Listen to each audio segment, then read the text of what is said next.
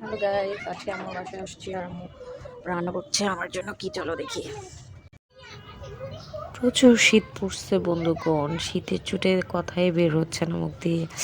আর এই শীতের মধ্যে ধোয়া ওঠা একদম গরম গরম তরকারি, পাশে বসে আমি একটু গরম ছ্যাঁকা নিচ্ছিলাম। আর এই দেখো কত মজার একটা তরকারি আম্মু আমার জন্য রান্না করছে। কালারটা দেখে জাস্ট ওয়াও, খেতে মন চাচ্ছে। আর ঘুম থেকে উঠে আমি আসছি তরকারিটা দেখার জন্য। আমি এখনও কিছু খাইনি, সকাল এখন বাজে 11টা।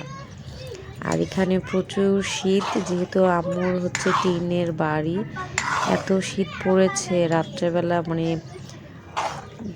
ঘুম তো ওরকম হয়নি শীতে, খুবই বেহাল অবস্থা কয়েকদিন ধরে পুরা শীতে। যাই হোক, দেখো তরকারির কালারটা কত সুন্দর এসেছে। তো আমি তরকারির পাশে বসে একটু গরম ছ্যাঁকা নিচ্ছিলাম চুলার থেকে, আর তরকারিটা দেখছিলাম। জাস্ট ওয়াও, খেতেও দারুণ হবে। তো তোমরা দেখতে থাকো আজকের ব্লগটিকে। গরম গরম তরকারি। আর এই যে দেখো চুলার নিচে যে তাপটা, শীতের সময় কিন্তু এই তাপ নিতে খুব মজা লাগে। কার কার ভালো লাগে বলো তো। আর এই শীতের মধ্যে এই তরকারি দিয়ে মজাদার পিঠা খেতেও কিন্তু অনেক মজা লাগে।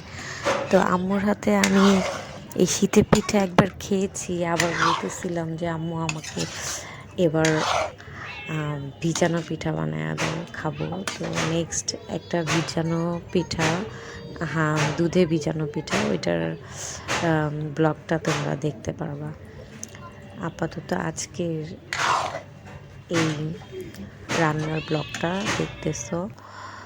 তো শীতের সকালে শীত পোহাতে পোহাতে আমরা তরকারিটা উপভোগ করছিলাম, আর আম্মু এখানে শশা কেটে নিচ্ছিল।